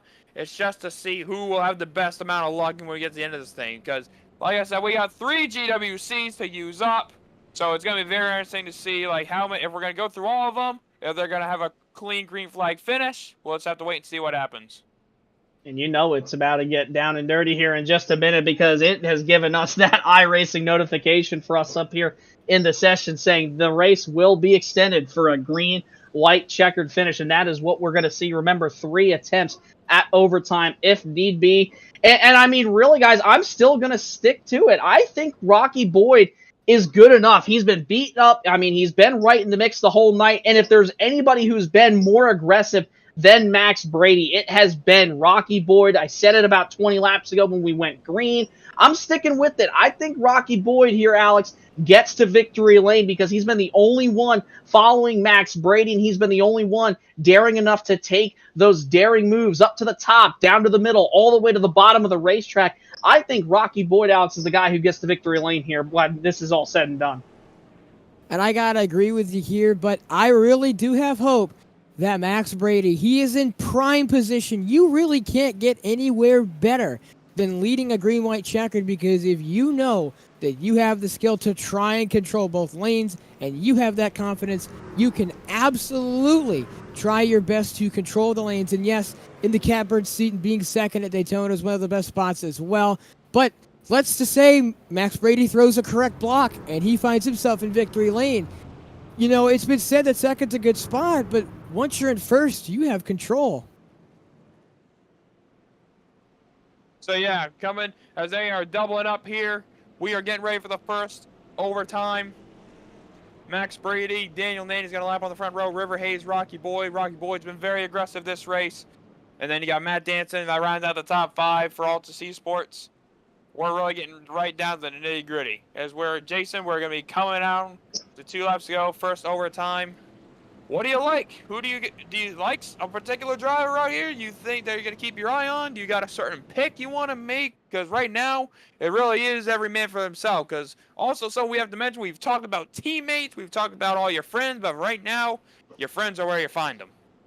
And that is for sure. Obviously, we made our picks. Everybody else probably watching here on FTN is making theirs right now. And really, you could pick anybody out of the bunch, out of this entire field. You could have all the way in the back of this field win this race. You think about it, and I always mention this when it comes down to the end of a super speedway race. You think back to the 2012 Drive for COPD 300 here at Daytona, and it was James Busher who was about 11th or 12th coming into turn 4 on the last lap. The whole field wrecked on the last lap of the Xfinity Series race out of turn 4. Who emerged victorious? It was James Busher, who was sitting about 12th at the white flag. We very well could see that right here. Well, folks, strap in, grab your popcorn, grab your beer, soda, whatever it may be. We're getting ready. It's overtime here at the World Center of Racing. Green flag is back out in the air. Max Brady, Daniel Naney lead them back down here, and Brady gets a great start right now with River Hayes right behind him as they head back to you, Alex, into 1. Rocky Boyd shoving Daniel Naney on that outside lane. Daniel might be clear. No, he's not.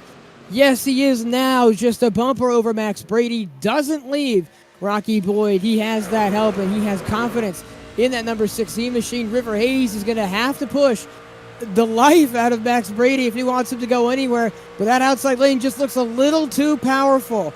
And these guys are going to go down the racetrack, and they're going to take the lead as here comes Rocky Boyd. He's going to ditch Daniel Naney. They're going to stack up in a yellow.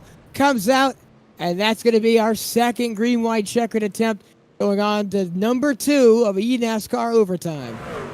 Yeah, we're looking in the back. I believe that was Jake Nichols, the first one bumped out of line. That was for the 26th position. We'll get a replay, get a look back at it here, but it looks like just Perrin Hudgens looked like he just got a bump wrong on Jake Nichols. Tried to thread a hole that really wasn't there, but we'll get a better look here at the replay. Yeah, we're about to obviously find out here in just a second. And, I mean, it was really, really big deal there coming through. And, I mean, now this sets us up for the second attempt here at an overtime finish. And we're not going to have many more of this left, guys, right here. And, I mean, you think about, obviously, what Daytona can produce. This could be a massive wreck. We could have a clean and green finish all the way to the end of this one. I mean, Alex, it's still really the same guys up here at the front of this field. I mean, do we see a big wreck? Do we see these guys go clean and green? Because, I mean, right there, right before that yellow flag came out, we saw Rocky Boyd try to go to the bottom, and he nearly turned Daniel Naney in front of this field, but they kept it going straight. I can only imagine what's about to come here for overtime number 2. Well, they all saw how first overtime went. And, you know, no overtime goes and gets pushed away because you gain experience every time that happens. And no overtime is exactly alike. These guys know what happened the first time, and that's going to be different the second time. So now they're given another chance to try and fight for the win. And, you know, it's really a basket case. These guys are going to throw it up everywhere. I was going to mention in the other one that we kind of had a Team Conti duo lined up on that outside lane. Now we have a mix of setup shops. We have Ryko, we have EPI, we have Team Conti as well in the mix. And so we have so many different guys who are teammates with others, but who also know that it's not necessarily the team you carry on your truck. It's the team that you might push in front of you, and it's the people on the track. It could be your real teammates, even though they drive for different teams. Yeah, for sure. And like I mentioned, your friends are where you find them. So it's definitely going to be every man for himself. Like we saw, like even like every position matters. We just saw it. There was a wreck for 26 position. So like every position matters for these guys to try to get all these points. Where it can be dumb at times, but at the end of the day, these guys are trying to get all the points they can. And also, while I'm here, I want to bring an update from Top Split. Blake Reynolds has just won the Top Split of the eNASCAR qualifying iRacing series of Daytona. He just beat Andrew Navarro and Sander Nyhoff to the line. So congratulations to Blake Reynolds there on winning race number 1 in the Top Split. Yeah, definitely. Congratulations to Blake Reynolds. And man, they had some overtime, obviously, like we're about to here for split number 2. And it's going to be interesting. You can obviously pick your poison. We already made our bets. Our bets are still in this thing, obviously. I mean, the only one who I'm not really seeing, is obviously Max. There he is, actually. Max Brady. He's currently in the 4th spot there. And man, that truck is absolutely destroyed on the left side, on the rear bumper. And Alex, I mean, you push these trucks, and if somebody has a dented front bumper, a dented rear bumper, it can be really, really hard to push somebody if they obviously have damage to the front or rear of their trucks. Absolutely. Now, the rear you can kind of get away with if you know what you're doing, and if you have a strong pushing teammate as well, these guys can get hooked up and they can go away. Now, the front bumper, if you're leading and if you're being pushed, that might be an issue because that damage is going to cause drag and slow down that push. Now, if the guy with the damage from bumper is pushing or behind someone who has a clean car, they're not going to be punching through that air with that damage from bumper, and really it kind of negates itself. But you have that front damage on your front bumper. What's it going to happen when you have to jump out of line to try and take the lead? We're going to have to see when we go green again this time by. Yeah, it's gonna be something else. Kind of gotten a little nervous for some of these guys getting into this overtime. Just kind of like how I was feeling going into overtime and during the Coke race on Tuesday night, where if you feel like you've run a really good race, you run the best race you could, but there's just overtime where calamity and chaos is gonna happen. You just hope you survive. Thankfully, like that's what was going through my head. If I can just survive this GWC and just get to the checkered flag in one piece. Thankfully, I was able to do that, bring home a top 10 on Tuesday night. Now, hopefully, for a lot of these guys, it's the same result. But for a lot of these guys, they know they want to win. But for a lot of guys, they just want to get the points, get the best finish possible, and then move on to what will be Las Vegas next in 2 weeks' time. So that'll be a good race down in Sin City where I've been hearing rumblings where we might get a similar style of race where it's a lot of pack racing. Maybe a lot of wide open throttle as well. So we could be seeing a similar race next week. And then we got Atlanta, the race after that. So a crazy first 3 races just like we've had. We even had this last year where we had 3 kind of like back-to-back super speedway-esque races to start off the Road to Pro season. So may not be a lot of these guys' cup of tea, but at the end of the day, they just got to do the best they can, just like they're about to do here on this second GWC. So Jason, throw it back to you as we're getting ready for attempt number 2 at overtime. Attempt number 2 coming up. Will 3 be needed? We're about to find out through the Geico restart zone. Green flag is back out in the air. Nanny Boyd lead them down on the front row, and they get a pretty much even start, but the 17 not exactly to Boyd's back bumper. You have Heitman all over the back of Nanny, Alex, as they head back to turn number 1. The leaders side by side duking it out, while Nanny gets the jump out front, now back to 2. And this start was almost identical to the last. Now, we have the young duo hooked up on the top as well. That's Rocky Boyd and Max Brady trying to make something work again. Michael Mitchum in the mix as well behind that 76. And these guys just have to make it out of 3 and 4 for one more time around. And it's going to be an exciting finish. Man, I can't wait. This outside lane is really to make looking strong for something to happen. And here comes Rocky Boyd. He's going to peek his way to the outside, and he's going to lead it at the line. White flag is in the air. They will finish under green. Going through turns 1 and 2, Rocky Boyd has the lead in a 1 and 2 with a shove from Max Brady. Daniel Nanny, he's getting a shove from Derek Heitman on the bottom. They're going to be side by side off of turn number 2. Is anyone going to make a third lane down the back straightaway? They will remain 2 by 2 by 2 by 2. And there goes Here it Matt comes. Danson trying to get a third line down the back straightaway. Jason, they're heading to turn 3. It's all yours. Back to turn number 3 for the final time. Will anybody be able to pull out a line and be able to beat Daniel Nanny? It's all him and Derek Heitman out front. Boyd trying to make a run to the outside. Here they come off for Nanny. Throws the block there on Heitman. Back to the tri-oval. They're going to wreck. It's going to be Daniel Nanny taking split number 2. Race 1 of round 1 here at the Daytona International Speedway for the eNASCAR qualifying iRacing series. Give it to Daniel Nanny in the 30 machine. Wow, what a finish. Man, that was insane. I don't know what I saw through my end of the screen. It was absolutely insane. Michael Mitchum was really coming up on that bottom lane, and he could have had a chance. Then got collected when Max Brady, I believe, turned Rocky Boyd on that outside lane. But we had an incredible race across the line.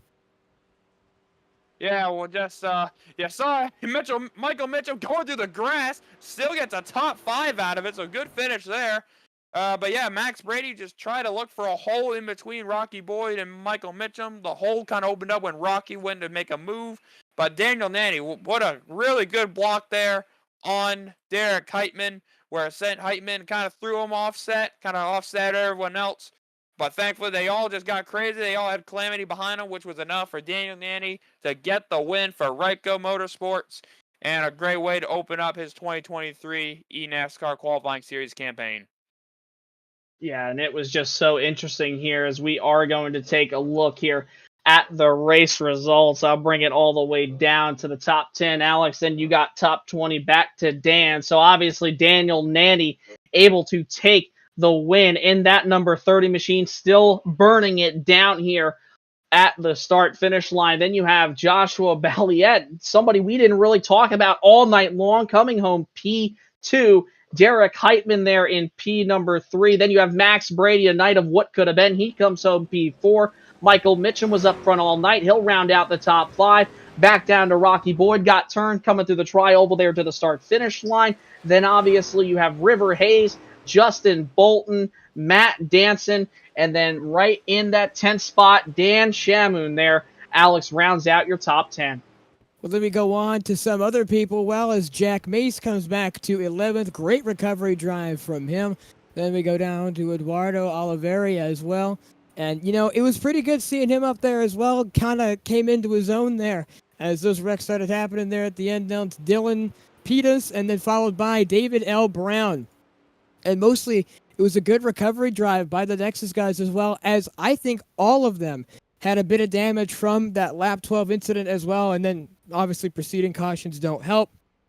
Followed by that, it's Kyle Brummett and Travis and Manning. Travis, we saw him running in that top, few positions there, kind of late on in the race, and had a chance at the win. Wasn't able to convert. Finds himself in 16th, so it's not, super bad out of 34 guys. It's about halfway in the field. Then Patrick Gitter as well. We saw him up in the place, up there as well. Matthew Boniface in the way as well. And then rounding out with Kyle Myers and Johnny Avila. A lot of these guys we've seen, and that just shows what this race has been. We saw a mix of guys absolutely within the top 5, top 10, and even the top 20. Yeah, absolutely. Now we'll read through the rest of the results here. We got Brandon Hawkins. He finished 21st. It was a rough go for him. As for all of these guys here, Octavio Rondoletto, he finished 22nd. Perrin Hudgens, he had a wild night. He finished 23rd. Kay McClenny, he finished 24th. Connor Eurochak, he finished 25th. Phil Groner, he started P1. He ends up 26th, 2 laps down. By the way, Perrin Hudgens was the last truck to finish on the lead lap in 23rd for reference. Jake Nichols, he had a black flag to serve. He finished 27th. Joseph Gulata, he finished 28th. Derek Lukomsky, he finished 29th. Hamilton Agabuze, he took a wild ride, took a heavy hit to the outside wall. He rounds out the top 30. Then Steele Langford, Kevin Champagne, Jacob Botak, Brandon Schmidt, not the start of the season these guys wanted. They'll round out 31st, 32nd, 33rd, and 34th to round out our field and second split, Jason. Yeah, and obviously Daniel Nanny's still able to pick up that win, and we're going to talk to him here in just a few moments. But first, we're going to take a quick break, try to see if we can round out the rest of the top three, get them up here for an interview. We'll be right back here for race number 1, round 1, the conclusion here at Daytona. Stick around on FTN. We'll be right back after this. Racing isn't easy, but experiencing it is. iRacing puts you in the driver's seat with the industry's leading sim racing game.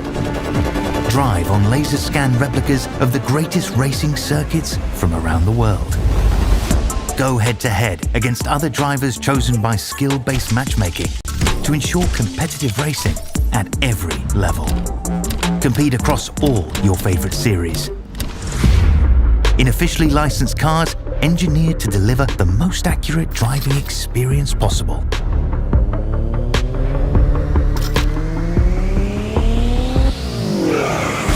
Join a race or host your own with players from across the globe. Race against the computer or in a league with friends. Feel the thrill behind the wheel. Visit iRacing.com.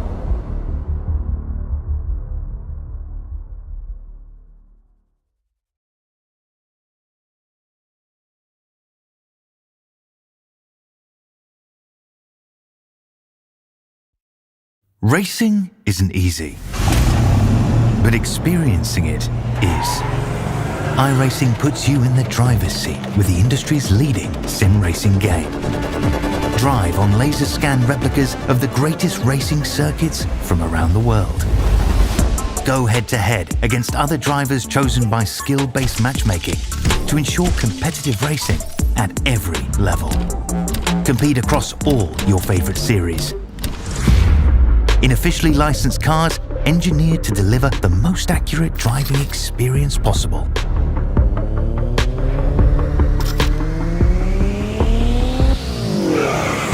Join a race or host your own with players from across the globe.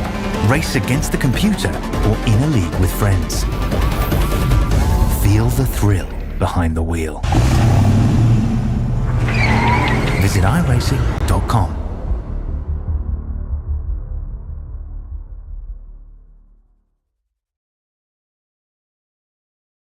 And welcome back, folks, to the conclusion for race number 1 of round 1 for the eNASCAR qualifying iRacing series from the World Center of Racing here, wrapping up at the Daytona International Speedway. And with that, we have our race winner, Mr. Daniel Nanny.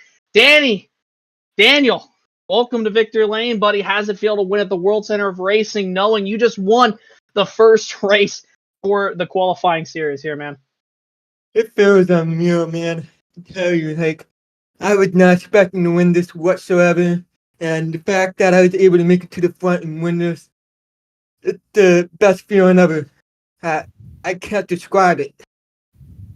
Yeah, and Dan, obviously there, you had to fight really hard there up on the outside lane. We saw you being really aggressive late in the going. Talk about your night. What was it like going through the back of that field and then obviously coming up towards the front there, because you started 24th and now you're going to come home P1. Take us through your night a little bit. Well, the night was kind of stressful. Starting in the back of the field like that, I thought we were going to have a pretty good qualifying run, but unfortunately we missed the qualifying setup. But thankfully the race setup was pretty good, and starting back there and making my way through the front after that first caution was what really got me up there. And near the end there, I had to fix a little bit of damage, so we started at 16th. And then I made my way up there by pushing the third lane, and I took my shot and dove to the middle lane, and I stayed up there ever since. And Dan, obviously we head to Las Vegas in 2 weeks' time, man. How do you feel like going into a mile and a half here in talks? Obviously, we were just talking about it, that track might be sort of a really, really high downforce racetrack, a lot of open throttle time. How do you feel you are going into Vegas coming into 2 weeks? I feel like we're going to be really good at Vegas. I have a good group of guys behind me at Michael, and we've always been good there previous years, and I have no doubt in my mind that we're going to be very good there this year as well. All right, well, that's Daniel Nanny. Daniel, we're going to let you go here, man. Any final thoughts before we let you go here to go celebrate your victory with your guys? I have to give a shout out to everybody at Michael, Ken, and Jacob, and everybody that was helping me throughout the week. If it wasn't for them, I would even be sitting here right now. And I have to give a big shout out to my parents. Hi, Mom. Hi, Dad. We finally did it. And I have to give a shout out to all the people who believe in me, like my friends. And hopefully we can continue this going to Las Vegas.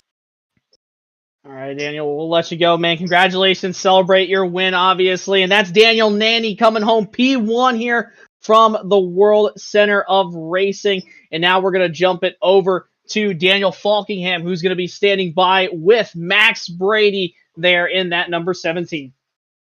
Yeah, we got Max Brady. We weren't able to get Derek and Joshua in here, unfortunately, so we were able to get Max Brady, who did come home in 4th place after that wild finish. Max, congrats on the 4th place finish. Good start there with the Carlos Pizza Machine. Talks to the night. Yeah, appreciate it. The night was interesting. I was trying earlier before the Road to Pro race. I was trying to get into top split, and I missed it by like 20 iRating, so that was unfortunate. So I didn't have any teammates in my split. Actually, I was the only one. So I sat in the back probably like 50-60% of the race, and then we had green flag pit stops, and I gained like 15 or 16 spots just by having a good entry and everything. And then I thought we were set up good there at the end, but with like 10 laps left, somebody made a little crazy block, and it screwed the whole back end of my truck. Was all caved in and everything, so I was kind of a parachute. I was leading on that green white checkered there, but then I just could not get going because the whole back of my truck was all screwed up, unfortunately. Yeah, it seemed like I definitely noticed you were one of those guys that was very adamant on getting that third line to work, and it did really eventually all work out for you. You made some good moves for yourself to put you in that position on that green white checker. Just didn't quite have the push, but just like what was going through your mind, especially in those like last few GWCs? We kept getting repeated yellows. You were in position, but you were probably thinking in the back of your mind something could probably go wrong, but thankfully it didn't. Yeah, I probably had three or four things going through my mind. The first one was I was like short on gas. If we had 3 green white checkers there, I would have had to have picked 'cause I was not good on gas. Second thing obviously was my damage. I was leading, and then I was 4th on the second green white checkered, and I knew that like the whole first lap was going to take me a minute to get up to going, since the back end, when you have back end damage, it just slows you down. And then the third thing was that I had 12 incidences, so I only had really a 4x to spare until I was like right on the edge of being DQ'd. So that was the last thing in my mind, but I was just trying to push Rocky there to get clear and maybe cut down low and try to win the race, but I just didn't have enough momentum, unfortunately. Yeah, you may have missed out on the top split, but even though great finish here in second split, you still got a great amount of points to start the season heading to Las Vegas. What are your thoughts on Las Vegas in 2 weeks' time? Because I feel like when we go to Vegas, we're going to see a lot of similar racing like we saw tonight. Yeah, I think it's gonna be really similar to Daytona, but I think after about 25, 30 laps, you'll see kind of like it start single filing out, and then just like a little bit of lifting, but it's really just gonna be pack racing. And then the race after that is the new configuration at Atlanta, so that's gonna be a pack race. So we're kind of starting the round one. The first 3 races are basically plate races, so it's kind of a lottery. Yeah, absolutely. Well, we wish you the best of luck, and congratulations on the P4 tonight. Thanks for stopping by to talk with us. Any shout-outs? I know I already shouted out Carlos Pizza, but anyone else want to shout out? Well, I got to shout out Carlos Pizza as well. Obviously, they were with me last year for a round 2 contender, and they've been an amazing supporter of mine and have kept me going through this. So shout out to them. Shout out to Motorsports Racing for making the best setup possible. I think we're one of the best teams on iRacing right now. Everybody on Motorsports works extremely hard. So shout out to them. Shout out to my family, obviously, for watching. Jamie, Brenda, Don. He wasn't spotting me tonight. He was spotting Spencer Burns. So I heard Spencer got a good finish, which is nice. And then shout out Elite Performance. They are also a sponsor of NFR. So we've been working with their whole setup shop, trying to get all their drivers good. So, and then another big shout out to Blaze Crawford. That's my man right there. I think he got 5th in top split, so he had a good run. We both had a good run, and we'll celebrate a little bit tonight. For sure, for sure. Congrats again on the P4. Thanks again for stopping by, and best of luck in Vegas. Yes, sir. Appreciate y'all. That is Max Brady coming home in the 4th position. And Jason, looks like we don't got anyone else. We'll throw it back to you. Yeah, guys, it was definitely, obviously, a race of attrition here tonight for sure. I mean, no doubt about it. And Alex, I'm going to pass it to you here before we send it off and let everybody go here tonight and let everybody enjoy the rest of their nights, obviously. Man, what a race we saw. Really aggressive, not only in split 1, but also split 2. You know, it was really aggressive racing throughout the entire field, man. What's your take of this? And then obviously heading into Las Vegas in 2 weeks. Going into Vegas, you know, I covered actually the Vegas race last year, and man, oh man, was that a barn burner as well. So only expecting the best going into tomorrow, a couple weeks time, when we go to Vegas, Sin City. We're gonna roll the dice to see who can get win number 2 in the opening round. And let me tell you, if this round showed us anything, if this race showed us anything, it really shows us who came here and who came here strong with the backing of not only their team, but who really wants it and who's hungry for that win. Yeah. Dan, I was just going to pass it to you, man. I was going to ask you, what did you think here of obviously tonight, and then obviously your thoughts going in to Vegas here in 2 weeks' time. Yeah, I was just going to say a lot of great racing tonight as well. It was a great broadcast. It felt good to get back with the boys over here on FTN. Got to get back. Got still some kinks to figure out. So you got to get back in the broadcasting spirit, back in the rhythm. We had a little technical difficulties tonight, but we'll have those all sorted for Las Vegas. But I do appreciate y'all for having me back on. Appreciate all the viewers watching, and we look to come back stronger in 2 weeks' time in Vegas to put on the best broadcast we can. And Jason, I'll throw it back to you, and we'll say goodnight. Yeah, well, folks, that's obviously going to conclude our coverage here tonight on FTN. And again, you can catch split number 2 of the eNASCAR qualifying series in 2 weeks' time at the same time, obviously, 8 p.m. Eastern here on FTN for split number 2 from the virtual Las Vegas Motor Speedway. And on behalf of all of our partners here at FTN, we thank you for tuning in to tonight's broadcast. For myself, FTN, David Kreitz, Alex Barderas, Daniel Falkingham, Kenneth Bueno, Terry Radford, everybody at iRacing and eNASCAR. We had an awesome time calling tonight, and we hope you have an awesome weekend. Watch the Daytona 500 on Sunday, obviously, for Speed Week, and we'll catch you in 2 weeks' time here where we'll roll the dice in Sin City from the virtual Las Vegas Motor Speedway. We'll see you in 2 weeks' time. Good night.